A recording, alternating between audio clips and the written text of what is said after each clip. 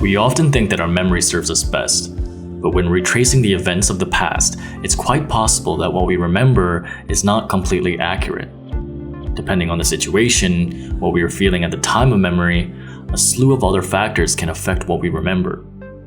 With that being the case, can we really rely on the memories we hold to tell us the full story?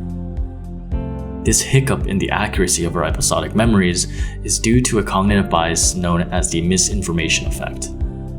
Closely associated with the study of false memories, the misinformation effect is when we are unable to accurately recall the events of what had passed due to the influence of information that has come thereafter.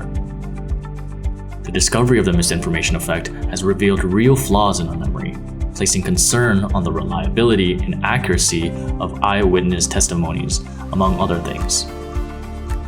There have been countless stories of false judgments and wrongful accusations over the years, which is why being conscious of this memory bias is crucial. Studied since the 1970s, one of the leading pioneers in this field is a researcher and American psychologist named Elizabeth Loftus. Well known for her studies on false memories, Loftus and others conducted a study that showed participants a series of slides. On one of the slides, there was a picture of a car stopped in front of a stop sign.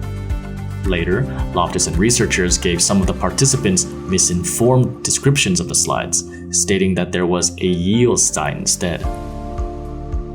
They discovered that when the participants were later asked to recall what they saw, those who were given the misinformed descriptions reported seeing a yield sign, despite the image itself clearly being a stop sign. As Elizabeth Loftus put it best, memory, like liberty, is a fragile thing. Another popular study done by Loftus involved several experiments that required about 490 subjects to watch scenes of automobile accidents involving fast-moving cars. The results from the study showed that after an event had occurred, if a question is asked that presupposes that an object did exist in the scene, even though it didn't, participants were more likely to report seeing such an object later on. This demonstrates that introducing new information post-event can drastically alter the memory of that event. So, what causes the misinformation effect? One of the things that largely nudges this effect is the quality of suggestibility. This is when a person has an inclination to accept and act on the suggestion of others. Despite remembering something a certain way, our memories can get distorted if we are persistently and repeatedly told other information by someone else. This is especially the case when we are emotionally heightened, as people tend to be more receptive when experiencing intense emotions. Another crucial cause of the misinformation effect is the misattribution of memory, more formally known as source misattribution.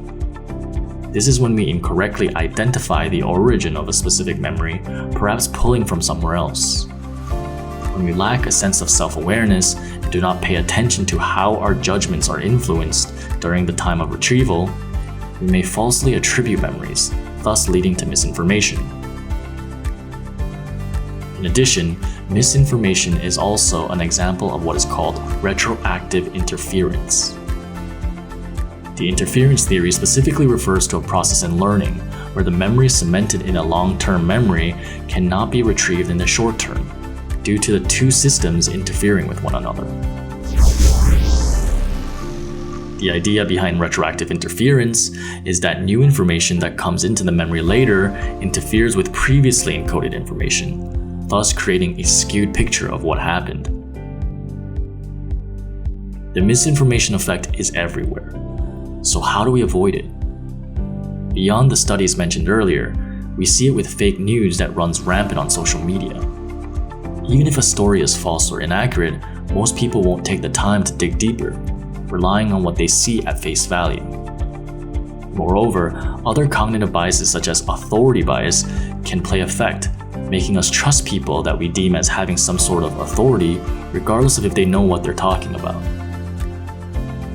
Loftus and researcher Gillian Murphy conducted a study in 2018 that demonstrated just how susceptible we are to misinformation through fake news, where they illustrated that people believe in fabricated stories that never existed, claiming to have memories of things that stemmed from that fake article. While it can be tough to distinguish what is real and fake these days, one thought to take away as a means to prevent ourselves from the misinformation effect is to investigate thoroughly.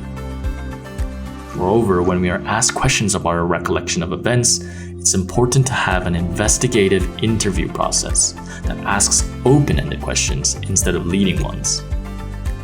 As noted earlier, simply asking questions is not enough. We need to be asking the right questions to get the right answers. As always, do not simply believe everything you read on the web, but take your own approach and discover what's real and what's not. The misinformation effect is just one among many cognitive biases that exist out there. Another memory-associated cognitive bias to be wary of is the Google effect.